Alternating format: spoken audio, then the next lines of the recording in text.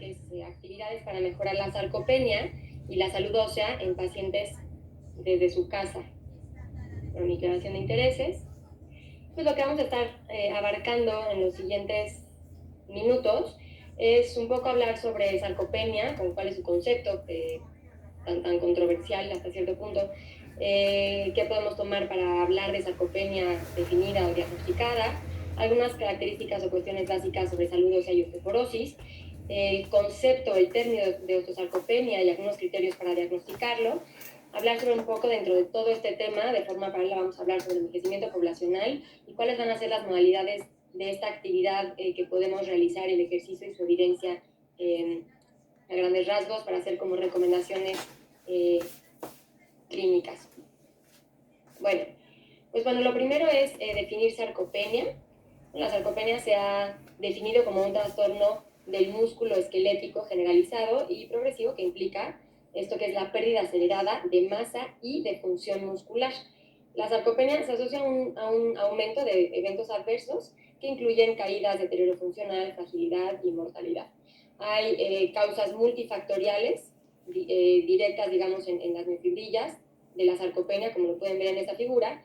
Y bueno, una característica importante es que en el músculo esquelético el envejecimiento va a alterar la homeostasis, que normalmente requiere un equilibrio entre la hipertrofia muscular, ¿no?, y la regeneración a través de mecanismos y de diferentes vías complejas que aún no están completamente entendidas. Cuando se usó por primera vez el término de sarcopenia, se refería a una pérdida de masa y de función relacionada con la edad. Pero una de las cosas que sucedió durante muchas décadas es que el término sarcopenia se utilizó para describir únicamente como el desgaste muscular y se fue como solamente la masa muscular baja y se fue pues perdiendo, se dejó de hacer referencia a la función. Y este concepto todavía se utiliza hoy en día, voy a decir de forma errónea, en algunos estudios sobre cáncer, por ejemplo, o sobre otras enfermedades que están relacionadas con la sarcopenia. Sin embargo, bueno, se han ido haciendo actualizaciones sobre cuál es la definición correcta y pues cómo diagnosticar, ¿no?, y definir la sarcopenia, y las definiciones de consenso que se han publicado por una serie de grupos de expertos en muchos países distintos de todo el mundo, ahora incluyen la función como un concepto muy importante de la sarcopenia y que además conlleva algunos de los criterios, evaluar tanto la masa como la función. Bien, bueno, entonces aquí vemos una imagen de un músculo joven y de un músculo viejo y bueno, de alguna forma se ha estudiado qué es lo que trata, se ha buscado definir qué es lo que sucede a nivel celular y a nivel de las microfibrillas, proteínas, etcétera. Y bueno, una de las cosas que se han determinado es que los músculos viejos experimentan niveles más bajos de autofagia comparado con un músculo joven, y eso combinado con una producción proteica menor. Entonces ocurre un desequilibrio que va de la mano de las proteínas relacionado con el envejecimiento muscular, como en términos de un balance negativo. Y bueno, por otro lado, las células madre musculares o células satélite, también más frecuente conocidas así, van disminuyendo en número, ¿no?, de la mano o de forma paralela con el envejecimiento, y la metilación del DNA, que característicamente ocurre en edad avanzada, va a suprimir la expresión de algunos genes que van a ser genes importantes en esta regulación de definición o producción, generación proteica y de esta como renovación de las células satélite, y bueno, son de las características que suceden a nivel celular en la sarcopenia. Y entonces podemos ver, por ejemplo, en esta imagen de resonancia magnética, en la parte de arriba un corte transversal de un muslo joven y en la parte inferior de un músculo muchísimo, digamos, de edad más avanzada, arriba de 65 años, donde tiene osteopenia. Y lo interesante de esto es no nada más el volumen muscular, sino también observen cómo en el adulto mayor tiene ya también datos de infiltración grasa que se pueden ver en estas zonas de hiperintensidad adentro de las fibras musculares, y que bueno, esto también está claramente asociado al envejecimiento muscular. Dentro de pues, variables que se han considerado en los criterios diagnósticos y puntos de corte, existen pues, muchos grupos que aquí ven en la parte de abajo, que han ido como definiendo precisamente los criterios para hablar de sarcopenia. Y este que les pongo acá, que es el Grupo Europeo de Trabajo en Sarcopenia en Adultos Mayores, tuvo bueno, la actualización, la definición más actualizada es del 2019 y que es la segunda versión, vamos a decirlo así, y que ha podido definir la sarcopenia. Y ofrece, dentro de los criterios, un algoritmo que aquí lo pueden consultar en esta bibliografía, pero que permite, aplicando inicialmente un cuestionario que se llama SARC-F, identificar a aquellos pacientes que están en riesgo de sarcopenia, y si sí, se les hace una evaluación de fuerza muscular a través de fuerza prensil, y en caso de que esté alterada esta fuerza prensil o disminuida, pues consideramos que hay una probable sarcopenia. Y bueno, a partir de ahí se hacen mediciones más específicas, mediciones de masa muscular, que se puede hacer a través de densitometría ósea u otras alternativas, como lo es los estudios de bioimpedancia, y con base en eso podemos comparar con puntos de corte que existen ya cada vez más en diferentes poblaciones, para decir cuándo estamos hablando de sarcopenia, ¿no? Y entonces hacer una confirmación, ¿no? Existen ya en pacientes con sarcopenia algunas pruebas que se recomienda hacer para poder hablar de una sarcopenia leve, moderada o severa, y que son las pruebas de velocidad de marcha o el time up and go, que es como es una prueba que se puede hacer muy sencillamente en un consultorio, y que es pedir al paciente que está sentado, se pare de la silla, camine en línea recta 3 metros de ida, 3 de regreso, se vuelve a sentar, y se toma el tiempo en el que se para y camina, por eso se llama time up and go, ¿no? Por sus siglas en inglés. Y entonces, bueno, esto es como a grandes rasgos una forma clínica de hacer un diagnóstico de sarcopenia con base en estos criterios. Evidentemente, la situación de los criterios que se ha discutido en diferentes grupos de investigadores y de países distintos, en el momento en el que cambia ligeramente la forma de los criterios diagnósticos, porque todos son alrededor de estas variables que pueden ver en este algoritmo, cuando cambian un poquito, pues lo que se toma en cuenta son los puntos de corte, eso es en realidad lo que varía, ¿no? Entonces, aquí cuando tomemos puntos de corte, pues habrá que definir a quién vamos a tomar en cuenta, o la población más similar a la nuestra, por ejemplo, ¿no? Existen también el grupo norteamericano y el grupo australiano, que varían ligeramente en los puntos de corte, ¿no? Y entonces, bueno, pues aquí les presento algunos puntos de corte que se establecen, ¿no? Tanto para la fuerza prensil, la fuerza en prensión manual, que se hace con un dinamómetro, la masa muscular apendicular, que se obtiene a través del estudio de densitometría ósea, como lo pueden ver aquí, la velocidad de la marcha, que es una prueba clínica, y el time of angle, que también es clínico y se puede hacer en el consultorio. Entonces, fíjense cómo están todas estas definiciones o grupos distintos que van cambiando ligeramente la descripción o la definición propiamente de sarcopenia, cuáles son los criterios que se utilizan, tanto para masa muscular como para hablar de fuerza muscular también disminuida, o para hablar de un desempeño físico disminuido. Yo les presenté el grupo europeo porque pues creo que últimamente es el que más fuerza ha ido teniendo, y que bueno, tiene una actualización bastante reciente y que se encuentra en constante actualización. Entonces, bueno, entre la sarcopenia podemos hablar yo aquí le puse diagnóstico diferencial, pero tal vez más que diagnóstico diferencial es como poder identificar qué es lo que realmente a nivel biológico y clínico está alterado, ¿no? Y cómo este término se puede fácilmente confundir con malnutrición o con desnutrición, con caquexia y fragilidad. Y entonces, por ejemplo, en este caso la desnutrición, va a hablar un poquito de cada una de las tres. La desnutrición ha sido el foco, ¿no?, de un esfuerzo pues, global, internacional, para poder alcanzar como también una definición de consenso, como lo es con sarcopenia, y ha ido pues cambiando un poco la comprensión tanto de la desnutrición como de la sarcopenia de forma paralela, pero ahorita las iniciativas globales sobre desnutrición han incluido la reducción de la masa muscular como uno de los criterios fenotípicos de la desnutrición, ¿no? Y entonces la nueva desnutrición de sarcopenia por el grupo, la del 2019 que les acabo de presentar, se ha centrado sobre todo, bueno, en la función muscular, dándole peso, justo como les comentaba, ¿no?, a la función muscular. Entonces, por lo tanto, si tenemos, por ejemplo, un hallazgo de masa muscular reducida con una fuerza muscular normal, sería más sugestivo de desnutrición que de sarcopenia. Mientras que si tenemos una masa muscular reducida con una función muscular deteriorada, entonces estaríamos hablando de un diagnóstico, ya incluyendo la función alterada, de sarcopenia.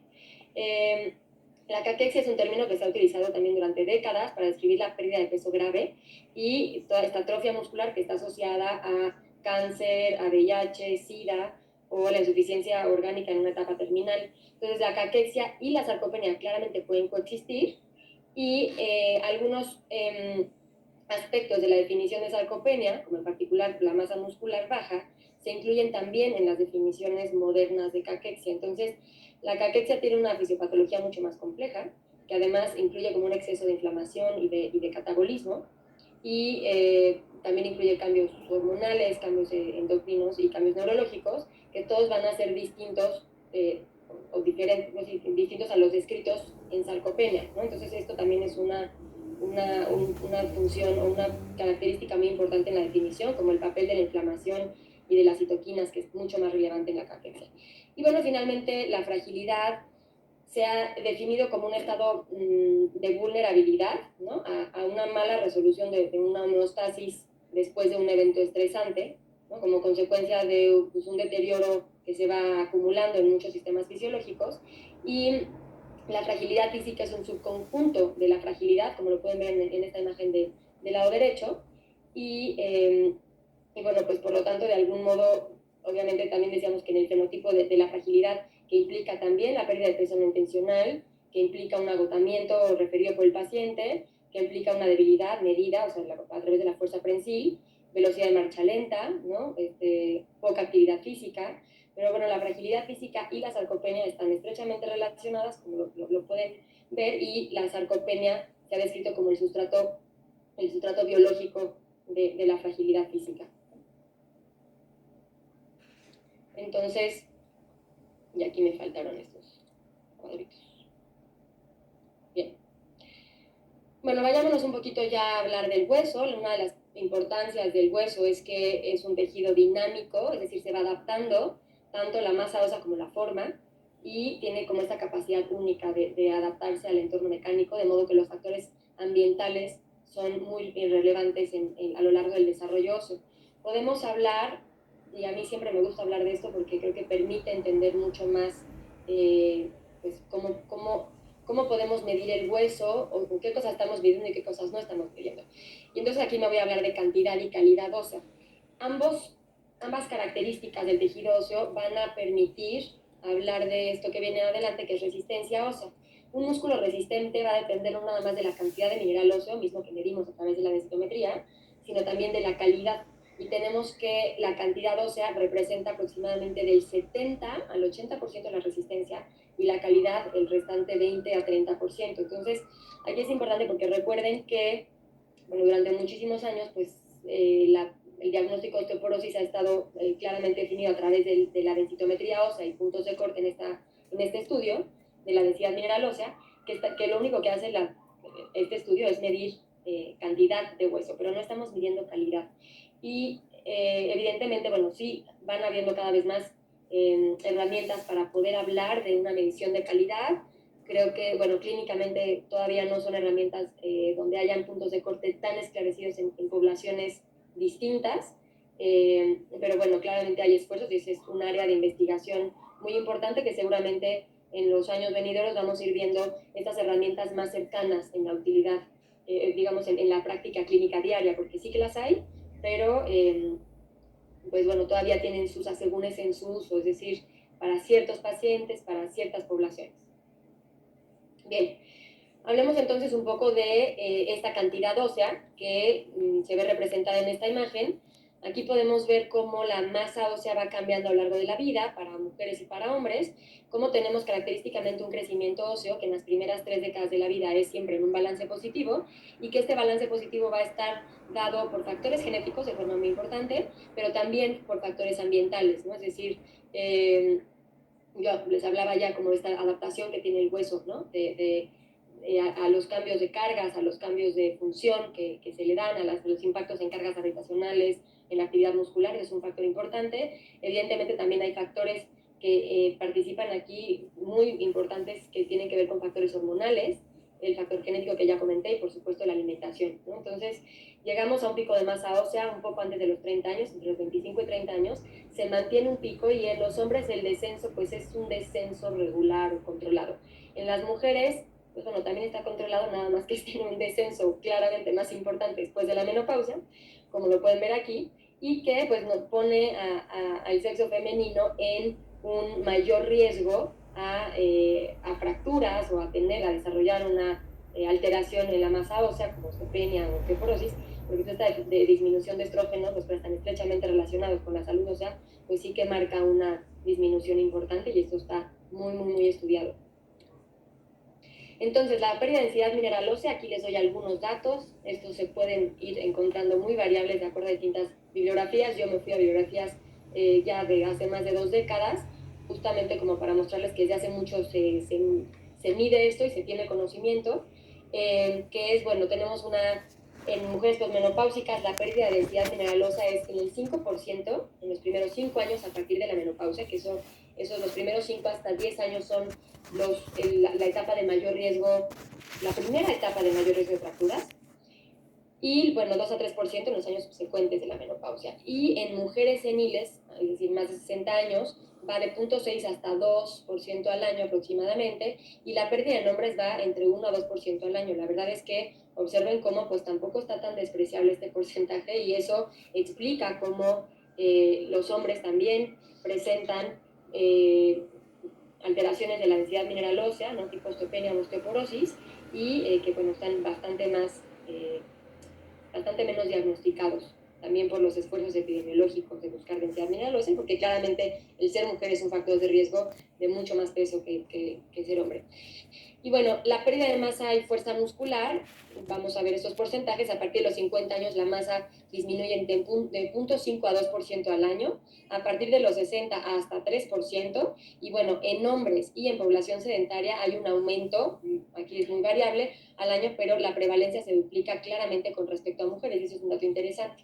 Vamos a ver, si mirar a la gráfica que les puse en la diapositiva anterior, cómo se va a modificar la fuerza. Esto es con base en fuerza prensil a lo largo de la vida. Aquí abajo vemos décadas, años de vida, y cómo va cambiando la fuerza muscular, tanto en hombres como en mujeres, donde aquí pues los hombres alcanzan un pico muchísimo mayor en la adultez temprana, y la declinación, la disminución gradual tiene un pico mucho más marcado que en las mujeres. Entonces, bueno, todo esto va claramente, como lo podemos ver, de la mano con el envejecimiento poblacional, tanto en el mundo como en México. Y esta gráfica de barras me gusta mucho porque, fíjense cómo, del lado izquierdo aquí nos está mostrando qué es lo que pasa en el 2015 en amarillo, en el 2030 en rojo, estimaciones, y en el 2050 en azul, pero compara el mundo contra diferentes continentes, y hasta la derecha está México. Entonces, pues en todos vamos con un envejecimiento poblacional pues muy claro, muy evidente en los diferentes continentes del mundo, pero de forma, vamos a decir, las medias de estos porcentajes, de estas prevalencias de proporción de adultos mayores de 60 años o más. Fíjense cómo tenemos que para el 2050 va a ser del 22% a nivel mundial, y en México vamos a estar en el 25%. O sea que más o menos pues no vamos a ser de los países en los que sí va a haber un cambio importante en la pirámide poblacional, y bueno, de la famosa inversión de la pirámide poblacional que se espera en las siguientes décadas, pues que tanto se ha hablado. Entonces, bueno, el envejecimiento poblacional, la osteoporosis y la sarcopenia, de las cuales ya les hablé, pues incrementa de forma muy importante el riesgo de fracturas por fragilidad. Y entonces hablamos de este dúo peligroso, y es como un concepto actual, y es como comprender que la osteoporosis y la sarcopenia, a esto es este dúo que me refiero, forman parte de las enfermedades musculoesqueléticas que se consideran el segundo factor contribuyente a los años de vida con discapacidad, ¿no? Entonces, y explican las enfermedades musculoesqueléticas el 21% de estos años de vida con discapacidad, en comparación con otro tipo de enfermedades. Entonces, es un porcentaje bien alto.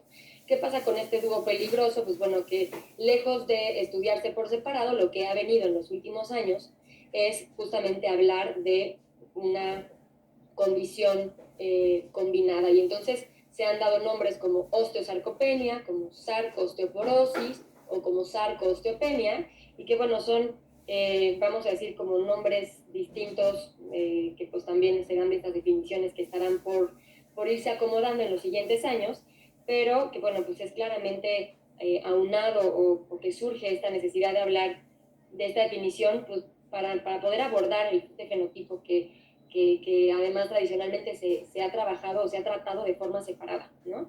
Y bueno, ya habrá un consenso más adelante de cuál sea la forma más adecuada para denominarla, pero pues claro, la importancia tiene que ver con el riesgo de ambas de generar este tipo de complicaciones, que son las fracturas por fragilidad. Entonces, hablamos de este dúo, sarcopenia y osteopenia, osteoporosis, y en ambos tenemos estos factores que voy a comentar aquí, que son y de forma conjunta: la inactividad física, la deficiencia de calcio y vitamina D, el uso de esteroides. Todos estos factores van a incrementar el riesgo de estas patologías. El envejecimiento, el inflammaging, que tiene que ver, eso es un concepto, lo puse así porque no sé realmente cómo se puede hacer la traducción en español, pero que es como este estado inflamatorio persistente, sistémico, desbalance hormonal, el déficit de ingesta proteica, la infiltración grasa intramuscular y pues diferentes comorbilidades que van a ir favoreciendo estas dos patologías y que van a incrementar el riesgo de caídas y por supuesto también el riesgo de fracturas. Entonces, la sarcopenia y la osteoporosis tienen un origen multifactorial, pero comparten muchas vías fisiopatológicas. No me voy a tener a hablar de esto es otro tema bastante extenso, pero que ambos van a tener cambios asociados al envejecimiento, que conllevan inactividad física, factores genéticos en común, y que, bueno, se han ido hablando de polimorfismos de los genes para receptores de vitamina D, para receptores de estrógenos y de andrógenos, que ambas patologías comparten, y de otras enfermedades endocrinas como estas que les presento aquí, pues que también claramente tienen una asociación directa tanto a osteoporosis como a sarcopenia. ¿Cómo vamos a diagnosticarla? Pues lo primero es considerar factores de riesgo para ambas enfermedades. En esta diapositiva les presento los factores de riesgo para osteoporosis. Vamos a hablar de factores de riesgo para caídas, por un lado, que se pueden estudiar como factores de riesgo intrínsecos o factores de riesgo extrínsecos. Por otro lado, vamos a hablar de factores de riesgo para baja masa ósea o para osteoporosis, o sea, directamente hablando de este balance en el remodelado óseo. Y pues si tenemos un riesgo elevado para caídas y si tenemos una disminución en la resistencia ósea, vamos a tener un mayor riesgo de fracturas. Entonces, bueno, hay que estudiar los tres y una forma de considerarlos en la anamnesis, en la atención clínica diaria, es considerarlos en estos tres grupos. ¿Qué tengo de riesgo en un paciente para que se caiga y qué puedo modificar de aquí? Lo mismo para osteoporosis o para baja masa ósea y por lo tanto, ¿esto qué impacto tiene en el riesgo de fractura? Factores de riesgo para sarcopenia, pues aquí también hay muchos, pero que también tienen que ver, y algunos de esos ya los mencioné en diapositivas anteriores, pero que tienen que ver con algunas alteraciones en la dieta, algunos factores intrínsecos, claramente la edad, alteraciones hormonales, comorbilidades, la composición corporal, algunos tratamientos farmacológicos que están claramente asociados a sarcopenia y algunos hábitos de vida que hay que, en lo posible, pues modificar todos aquellos que se puedan modificar, valga la redundancia. ¿Cómo diagnosticar osteoporosis? Pues bueno, este es un ejemplo en citometría y algo que me quiero nada más detener aquí es importante en el estudio de citometría, primero, saber cómo solicitarla y en segundo lugar, saber cómo interpretarla, porque es muy frecuente que los estudios no estén bien hechos. Eso sucede de forma muy importante en muchos lugares, en muchos países. A mí me toca constantemente ver pacientes que se hacen estudios en lugares donde el posicionamiento de la columna es adecuado, la colocación de las áreas de interés, que son estas líneas que están aquí, no es correcto, los rótulos que se aplican acá tampoco son los adecuados. Y entonces, cuando esto no está bien, todo lo del lado derecho no es útil. Entonces, hay que saber identificar cuándo una densitometría está bien hecha, cuándo la alineación es correcta, cuándo sí estoy corroborando que la L4 es L4, etc. Y entonces siempre lo primero es conocer la imagen, conocer cuál es la forma correcta de interpretar la imagen y posteriormente entonces considerar estos números. Y para esto pasa lo mismo, ¿no? Cuando estamos hablando de densidad mineral ósea y de T-score o Z-score, es importante saber qué estamos tomando en cuenta y cuándo aplicarlo. No se aplica T-score para todo. Y después no se utiliza siempre de L1 o L4. En ocasiones nos vemos obligados a eliminar de mi análisis algunas de las vértebras por situaciones que tienen que ver con cambios muy trascendentes entre vértebra y vértebra, etc. Entonces es importante, si vamos a hacer algún tipo de intervención con respecto a una evaluación clínica que incluye la densitometría, pues saber hacer una evaluación adecuada y pues dentro de esto, pues el semáforo, sepan ustedes que el semáforo es este semáforo que está acá, que los distintos equipos lo tienen, Este semáforo es nada más una interpretación automática del equipo, entonces no es adecuado basarse en esto. Y bueno, los sitios principales para hacer diagnóstico de osteoporosis son cadera, columna y como otra opción radio distal o radio 33, que es cuando se hace densitometría de antebrazo.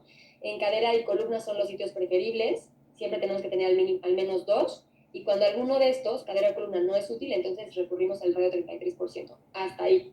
No se deben hacer diagnósticos de osteoporosis en otros sitios como estos que vienen acá, Trocánter, Inter, etc. Bien, entonces, la densitometría ósea, dicho esto, lo primero es sospecharla, o sea, sirve primero aplicar los factores de riesgo, y hay dos formas para confirmar el diagnóstico de osteoporosis. Uno, que no incluye el uso de densitometría, es la presencia de una fractura por fragilidad en ausencia de otras alteraciones de metabolismo óseo. Es decir, una paciente que se cae de su propia altura y se fractura, eso es fractura por fragilidad, hasta no demostrar lo contrario. Y si se descartan otras alteraciones del metabolismo óseo, entonces es una fractura por fragilidad y eso es un diagnóstico de osteoporosis sin densitometría ósea. Y esto está en todas las guías clínicas recientes, sobre todo en los últimos 3 años aproximadamente. Fracturas por fragilidad incluyen principalmente fractura de cadera, que son pues, las que muchas veces llegan más a las instituciones, a los hospitales. Fracturas por vertebrales, que el 70% cursan asintomáticas, es decir, estas normalmente la gran mayoría cursan de forma no diagnosticada y a veces las encontramos únicamente como hallazgo en una radiografía que se solicita por otro motivo. Hay que sospecharla en ciertos casos de pérdida de estatura, cuando hay una psicosis progresiva, ¿no? Hay que evaluar y considerar esto en estos pacientes que pueden tener una fractura por fragilidad, incluso teniendo osteopenia, es bastante frecuente. Este es un ejemplo, una radiografía con una fractura de cadera. Y bueno, entonces esto es fracturas por fragilidad. La segunda forma de confirmarlo es precisamente con la densitometría ósea, como ya lo comenté. ¿Cuándo es necesario hacer una densitometría? Todas las mujeres mayores de 65 años hay que hacer una densitometría.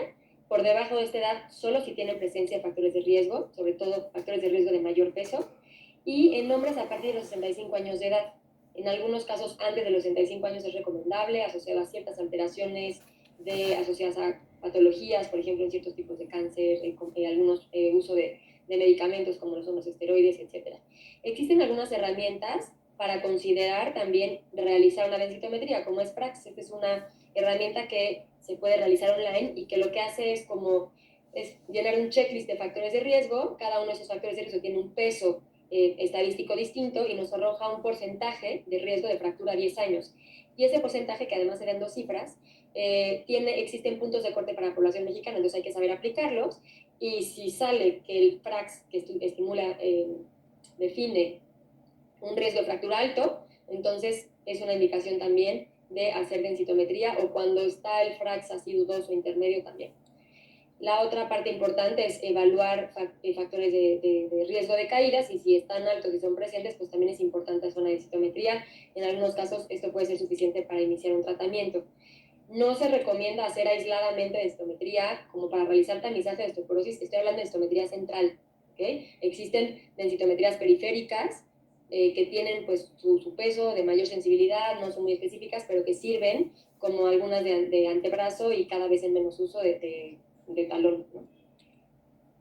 Bien, entonces, y ahora vamos a hablar del diagnóstico de osteosarcopenia. Pues existen ya algunos criterios definidos, aquí vienen una bibliografía, posiblemente con el tiempo se vayan modificando un poco, pero bueno, que sí que puedan revisar cuáles son los conceptos que se toman en cuenta, y bueno, algunos puntos específicos de corte son los que tal vez van a venir cambiando. Pero entonces, baja densidad mineral ósea, es decir, un test score por debajo de 1, eso es osteopenia, y con eso es un criterio que se requiere para hablar de la alteración en masa ósea o en densidad ósea. Y la otra es, para hablar de sarcopenia, al menos 2 de los siguientes. Uno es la velocidad de marcha, que esté por debajo de 0.8 metros por segundo, y la fuerza de prensión manual, que esté por debajo de 20 en mujeres o por debajo de 30 en hombres.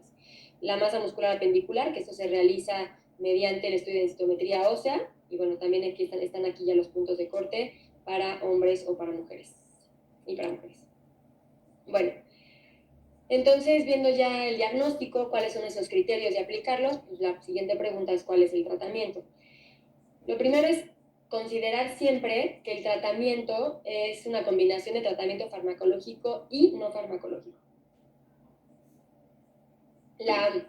Perdón, y lo pongo aquí de forma inicial en esta diapositiva porque recuerden todos estos factores ambientales que tienen impacto en el hueso y en el músculo. Entonces es una combinación de ambos. Ambos van a tener un efecto muy importante. No sirve nada más tomarse el medicamento, no sirve nada más hacer el tratamiento farmacológico, no farmacológico, y ahorita vamos a hablar un poquito más del tratamiento no farmacológico que pues atañe en realidad esta plática. Todo este tratamiento tiene que ir de la mano con educación para médicos, ¿no? No vamos a diagnosticar lo que no conocemos, educación para pacientes y considerar este peso de las intervenciones no farmacológicas tan importantes en estas patologías. Habrán otras patologías donde el tratamiento farmacológico representa un peso muy importante. En estas dos, no.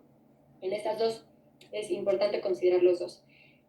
Entonces, aquí solamente hablar de la diferencia en actividad física y ejercicio, que ahí me voy adentrando en este tema un poco.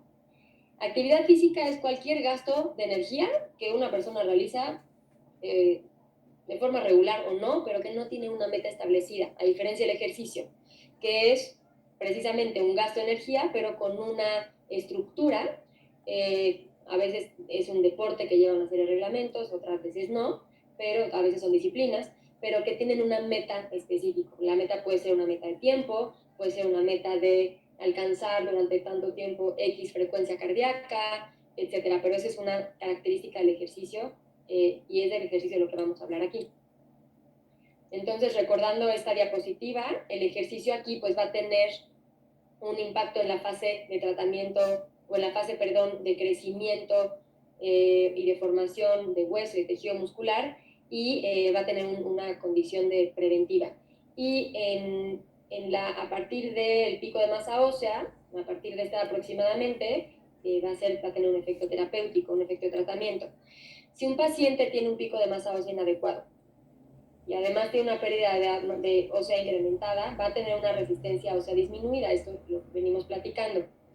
Si además de esta resistencia disminuida, está disminuida la masa muscular y la fuerza muscular y la función, es decir, estamos hablando también de sarcopenia, entonces es un paciente con un alto riesgo de caídas, y si en esa caída el impacto es mayor que la resistencia que tiene el hueso, pues obviamente nos encontramos frente a una fractura.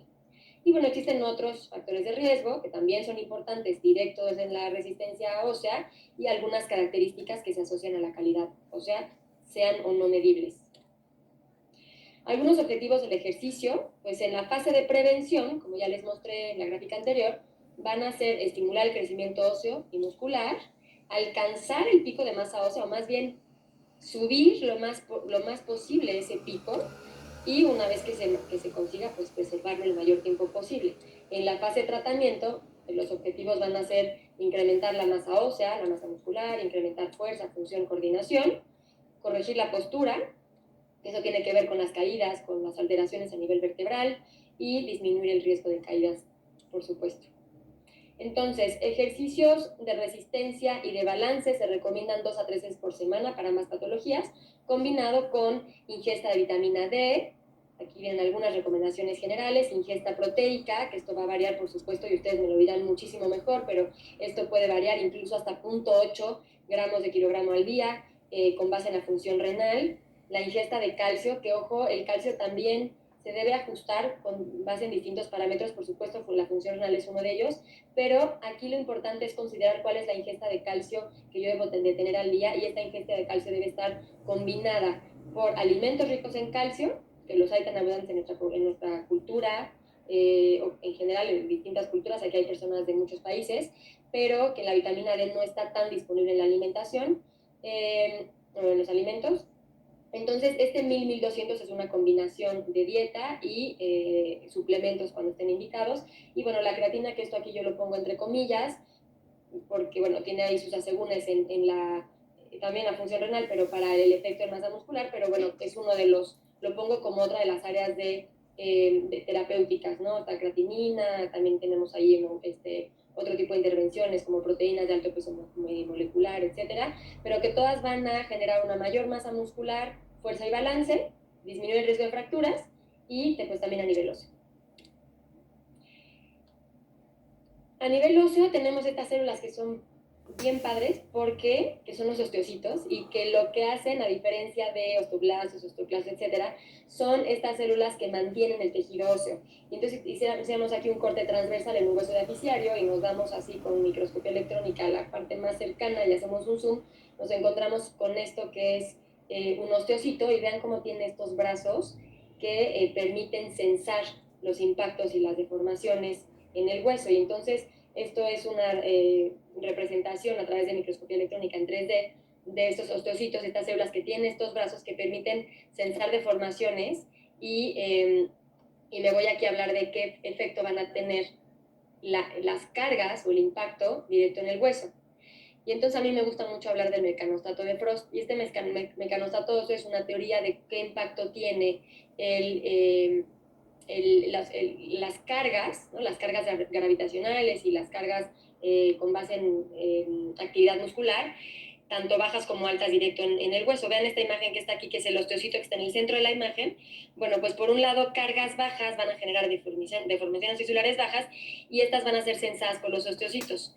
Y si son bajas, va a favorecer la función de osteoclastos y por otro lado, si son cargas altas, va a favorecer deformaciones tisulares altas, van a favorecer la activación de osteoblastos. Entonces, esto es una forma de explicar a nivel celular, que esto se explica a través de la vía de WNT, de beta-catenina, de esclerostina, o a través de la vía del RANK ligando, que son también vías moleculares que están bien descritas y que se piensa que funcionan así a través de esta teoría. El ejercicio, entonces, bueno, aquí les quería yo hablar de esto, precisamente de la apoptosis y la senescencia de los osteocitos y cómo van a contribuir independientemente a la pérdida ósea relacionada con la edad. El ejercicio va a prevenir la senescencia de los osteocitos y preserva la función mitocondrial. Y puede tener también, cuando es un ejercicio de resistencia, va a tener muchos beneficios para la viabilidad de los osteocitos a largo plazo. ¿Qué modalidades tenemos de ejercicio? Bueno, aquí les presento esto que es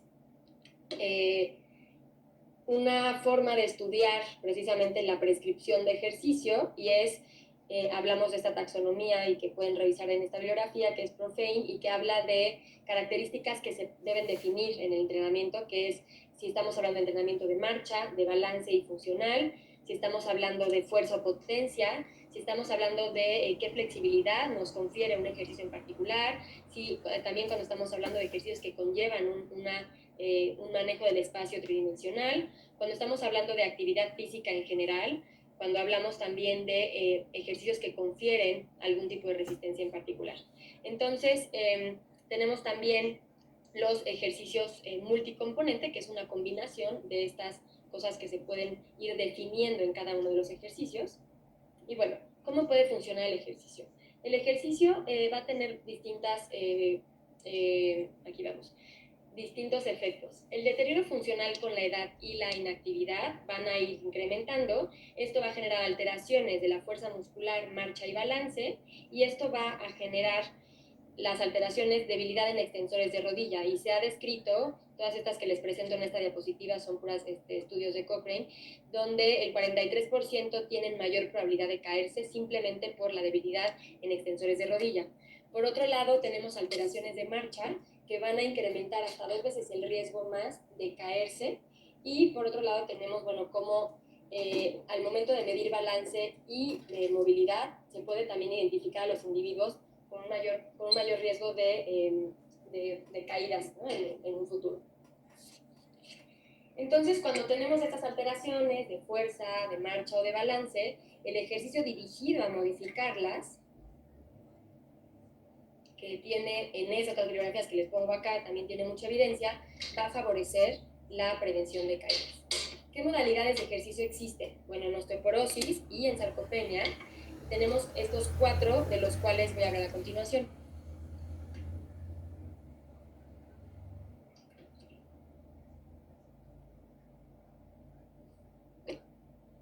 Continuamos. Estaba conectando mi computadora. Tenemos ejercicios de resistencia progresiva, de actividad ambulatoria, de ejercicios de alto impacto y terapia vibratoria y las voy a comentar en las siguientes diapositivas, y también el ejercicio multicomponente, que el ejercicio multicomponente pues es una combinación de todos estos con diferentes pesos unos y otros. Todos estos, esta taxonomía que les platico se basa también en esto, me gusta mucho hablarlo también desde aquí, explicar cómo puede también impactar el ejercicio tanto en la función muscular como en la función ósea, y es con base en estas fuerzas que son las de reacción a piso, que tienen que ver con las fuerzas gravitacionales, y las fuerzas de reacción articular, que tienen que ver con la activación muscular, como vemos en esta imagen. Cuando un músculo tiene una cierta actividad o contracción de diferente intensidad, va a favorecer una mayor mineralización en las zonas circundantes a la inserción distal, ¿no? Y los huesos que tienen estas formas o conformaciones longitudinales tienen más fácilmente respuesta o modificaciones con respecto a las cargas gravitacionales que se les generan. Entonces, me regreso tantito. Todas estas que vamos a ver a continuación son una combinación de fuerzas gravitacionales y fuerzas musculares. Los ejercicios de resistencia progresiva es un ejercicio activo que busca justamente incrementar el trofismo muscular, incrementar la fuerza, y que también busca incrementar la densidad mineral ósea, y que bueno, se puede hacer con distintos dispositivos como pesas, bandas, ligas, cables, etcétera. Se pueden también hacer algunos de esos en el agua. Evidentemente aquí no tenemos el impacto gravitacional, pero sí que tenemos fuerzas de reacción articular que pueden también tener un impacto menor o diferente, ya lo veremos más adelante, en el hueso. Existen muchos estudios sobre qué tanto la resistencia progresiva modifica la densidad mineral ósea, ¿no? Tanto en cuello femoral como en columna, que son de los sitios más frecuentes de fracturas. Y bueno, se han hecho estudios en distintos tipos. No es fácil hacer estudios de ejercicio porque normalmente son estudios que requieren pues como una persistencia importante, un apego adecuado, y pues esto a veces es muy difícil en ciertos grupos de pacientes que no tienen un hábito de hacer ejercicio. Entonces, bueno, hacer un programa de ejercicio durante 12 meses continuos, identificar si realmente fue la intervención del ejercicio la que hizo alguna modificación o no, pues también es todo un reto, ¿no? Algo importante es que los ejercicios de resistencia progresiva siempre se tienen que individualizar, no es cargar por cargar, no es jalar ligas o bandas por jalar, ¿no? Entonces, esto se pueden hacer de muchos tipos. Por ejemplo, en este caso aquí esta paciente tiene unas polainas, aquí lo hace con el peso propio del cuerpo, aquí lo hace con latas o cosas en la casa, ¿no? A veces simplemente son ejercicios sencillos, como pueden ser ejercicios de equilibrio con ciertas condiciones que favorecen la resistencia muscular, o ejercicios en un solo pie, pero bueno, esto tienen que irse individualizando. Estos solamente son ejemplos, son tan amplios como, pues como se lo puedan imaginar, son muchísimos. Ejercicios de actividad ambulatoria, bueno, se asocia con una variedad de resultados positivos para la salud, son muy amplias, pero particularmente tienen un potencial para incrementar y mantener la densidad mineral ósea. Particularmente eso se ha descrito en mujeres perimenopáusicas y posmenopáusicas, y también para disminuir el riesgo de caídas en pacientes ya de edades más avanzadas. Sin embargo, por ejemplo, particularmente en cuanto al riesgo de fractura, está bastante más limitado. Hubo un estudio que reportó que caminar al menos 4 horas al día reduce 41% el riesgo de fracturas de cadera. Pues tal vez sí es cierto, pero la pregunta es pues, si esto es realista o no, ¿no? Entonces hay que buscar intervenciones que sean realistas y que tengan un efecto, pues que tengan el efecto que estamos buscando en un paciente en particular. Hablamos primero de esta gráfica que ven del lado derecho, aquí donde se muestra cómo la actividad física va disminuyendo progresivamente a lo largo de la vida. Entonces han surgido con esto pues muchas iniciativas de envejecimiento saludable, donde por ejemplo, se ha mencionado que el tiempo autoinformado al caminar no está realmente asociado con los parámetros de densidad mineral ósea en las extremidades inferiores. Y se han ido recomendando pues realizar cierta actividad física aeróbica con el uso de dispositivos de este tipo que ya cada vez son más accesibles, que son los acelerómetros o podómetros, y con base en esto pues ha permitido no nada más hacer mucho más estudios, sino incluso hacer algunas recomendaciones generales que tienen efectos en muchos sistemas del cuerpo, pero que es el número de pasos que se recomienda realizar al día, ¿no? Entonces mínimo necesario, 4.000 a 6.000, meta razonar en adultos mayores arriba de 10.000, y bueno, nuevamente estas son recomendaciones para envejecimiento saludable de forma general. Vámonos a este siguiente, que son los ejercicios de alto impacto. Ya les hablaba yo del impacto gravitacional, que tiene un efecto osteogénico, y estos son ejercicios cortos, es decir, pocas repeticiones, pero de alto impacto. Y ha demostrado que aumenta la densidad mineral ósea y disminuye también el riesgo de caídas. Y bueno, aquí les pongo unas bibliografías que pueden revisar. En este estudio lo que hicieron fue identificar o medir con el uso de medición de fuerzas de reacción, o sea, con fuerzas gravitacionales, pero con fuerzas de 3 vectores.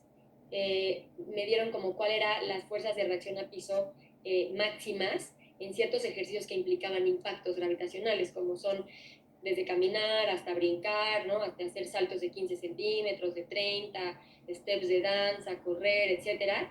Y entonces vean ustedes aquí la lista, cómo se han ido caracterizando el impacto que tiene en relación al peso corporal de un paciente en particular, pero el impacto que va generando, y entonces, pues evidentemente la elección de estos ejercicios va a ir de la mano con pues tanto las posibilidades del paciente de no lesionar alguna otra parte del cuerpo, eso es algo muy individualizado, hay que conocer bien al paciente para poder, o sea, hay que hacer una evaluación completa para poder hacer una prescripción adecuada y por supuesto pues a las preferencias del paciente. Este siguiente es liberación de cuerpo entero. Se ha hablado mucho del efecto que tiene tanto en densidad mineral, bueno, predominantemente en densidad mineral ósea, pero también a nivel muscular. Lo que hace es que induce estrés en el sistema musculoesquelético y esto pues va generando adaptaciones. Entonces es importante que sea pues una frecuencia que sea cambiante en el sentido, porque se puede hablar de oscilaciones verticales, horizontales, rotacionales o mixtas, y acuérdense de esta capacidad que tiene el cuerpo de adaptarse, ¿no? Entonces el tejido óseo particularmente, que es un tejido dinámico, entonces a pesar de ser una actividad pasiva, pues tiene en ciertos trastornos musculoesqueléticos, como lo es en sarcopenia y osteoporosis, también tiene ciertos resultados positivos y bueno, también hay que saber en cómo hacerlo, en qué casos exponemos al paciente a un mayor riesgo de caídas, etc. Y bueno, estos son, hay mucho también estudiado al respecto en diferentes tipos de población. Estos son diferentes estudios en pacientes de diferentes edades, todas son mujeres posmenopáusicas, aquí hay uno de mujeres seniles, pero donde va variando mucho, fíjense cómo varía mucho la frecuencia entre los distintos estudios, la frecuencia que se utiliza, o sea, en hertz, en el equipo, la programación, el número de veces por semana, el tiempo de los estudios y se han definido predominantemente efectos a nivel de densidad mineralosa medida por densitometría, pero también en cuanto a la fuerza isométrica. Y se han visto resultados positivos. Vamos a decir, como de todo lo anterior, hay determinantes, o sea, ¿qué determinantes me pueden hablar aquí de que el ejercicio está teniendo realmente un efecto osteogénico? Y es que sean de magnitud variable, que sean de frecuencia variable, que sean en dirección y en número de descargas también, que sea cambiante y que sea una carga característicamente dinámica y no una carga estática. Dicho de otro modo, para que este efecto o este estímulo anabólico sea el máximo posible, tienen que ser cargas de alta magnitud, que sea velocidad rápida, que la naturaleza sea variada, es decir, la dirección, el número, etc. Y un pequeño número absoluto de ciclos de carga, pero que sea progresiva. ¿Okay? Eso es hablando de la resistencia progresiva. Entonces, esto que les pongo aquí abajo en la diapositiva, una forma como de incluir mucho de lo que viene, de lo que les presenté en los tipos de ejercicio distintos, ¿no? Resistencia progresiva, ejercicio aeróbico, vibración, impacto, que son los 4. Vienen entonces estos programas multicomponentes que combinan todas estas características del ejercicio. Y entonces, aquí les pongo los nombres con los que los han definido. Han ido habiendo distintos grupos de asociaciones que hablan de un programa, lo estudian, lo describen, ¿no? Y pues luego lo publican y hacen como recomendaciones. Aquí el chiste es identificar en qué grupo de pacientes se hizo y ver qué tan adaptable es, qué tan realista es a mi país, a mi cultura, a mi población y qué tan adaptable es en las condiciones de cada uno de mis pacientes. Y esto es lo que a veces puede limitar algunas de las cosas. Pero bueno, que es el Too Fit to Fracture, es un entrenamiento que conlleva predominantemente resistencia progresiva para cada uno de los grupos musculares principales y que el objetivo más importante es la intensidad en que sea una intensidad moderada, con un objetivo de 8 a 10 repeticiones, e involucra distintos tipos de ejercicio que conllevan entrenamiento de equilibrio, el ejercicio aeróbico y ejercicios benéficos generales para la salud, que tiene que ver con predominantemente posturales, ¿no? y hábitos de vida también. Existe este otro publicado por los australianos, que está encaminado a la prevención y tratamiento de osteoporosis, con o sin sarcopenia, y que también combina ejercicios de carga de impacto, un entrenamiento de resistencia y un entrenamiento de equilibrio. Y bueno, además de esos hay muchos más, ¿no? Entonces, estos son todos los programas multicomponente o programas de ejercicio definido, y que estos son nombres de algunos que ustedes pueden consultar, y la verdad es que lo difícil de esto pues es justamente que alguien, o sea, conseguir o buscar cuál es el más adecuado para que sea realmente factible, para que un paciente o una población en particular tenga un apego adecuado. Y de este lado les puse los que están encaminados a osteoporosis, y de este otro lado les puse algunos que también han ido actualmente han ido teniendo cada vez más peso para sarcopenia, que son, ¿no?, Vivifrel, R Plus Activa y el programa de ejercicios de Otago. Unos ya tienen más años, otros son más recientes, pero que bueno, han ido demostrando efectos en distintos desenlaces. Y voy a hablar del derrope, porque el derrope, de estos que les puse acá, es uno de esos que tiene, de los pocos que tiene una concientización o un enfoque muy dirigido a la postura y al fortalecimiento de extensores de columna, como lo pueden ver aquí, ¿no?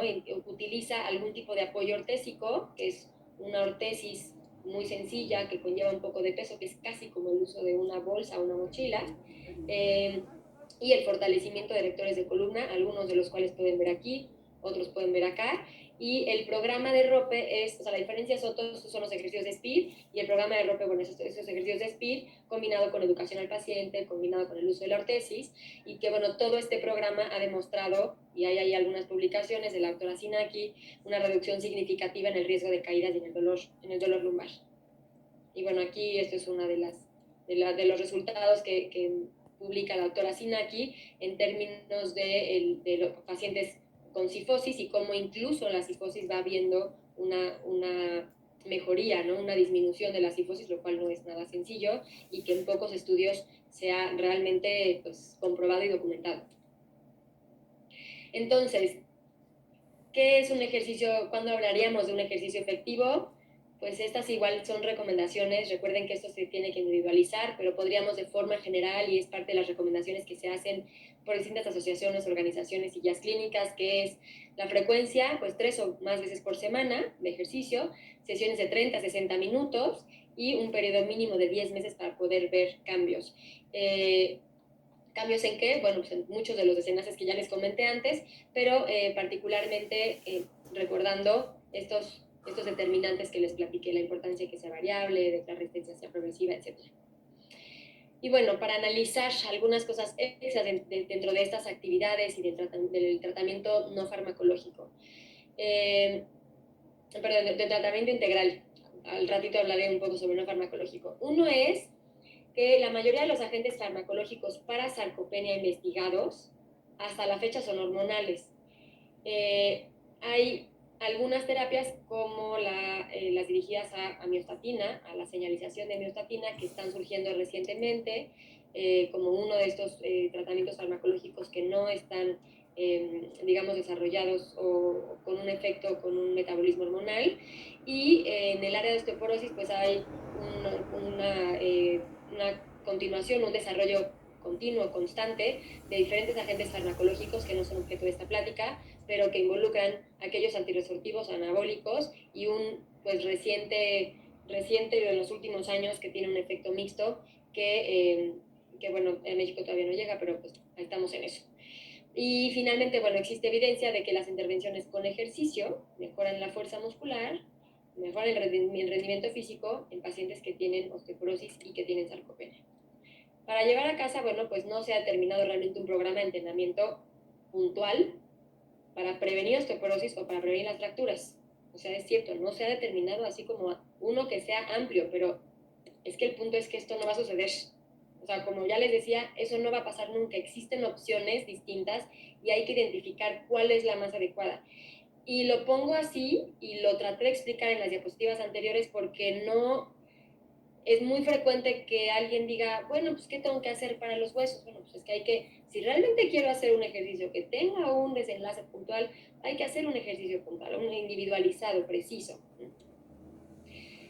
Bueno, sí existe una creciente evidencia que respalda el papel de los multimodales, pero bueno, los multimodales incorporan pues todas estas cosas variables que yo les decía, la carga de impacto, la resistencia progresiva y que involucre, por supuesto, el equilibrio y la movilidad, digamos que se reten desafiantes, ¿no? De algún modo. Y bueno, a pesar de esto, se necesitan hacer más estudios en humanos para definir las características de la carga osteogénica. Y esto sí que creo que con la tecnología es un área que se está desarrollando de forma importante para decir, bueno, lo mínimo mínimo es esto en estas condiciones. Importante no olvidar que, bueno, el hueso es un tejido mecanosensible, esto es la parte de los ejercicios multicomponente y considerar el efecto en los diversos desenlaces. Esto ya lo comenté previamente y que es individualizado. Y ya nada más por último las siguientes 3 diapositivas y es qué pasa ahorita con el COVID. Y a mí me gusta comentarlo porque, bueno, todos pensamos que esto iba a durar 2 o 3 meses en algún momento y claro que no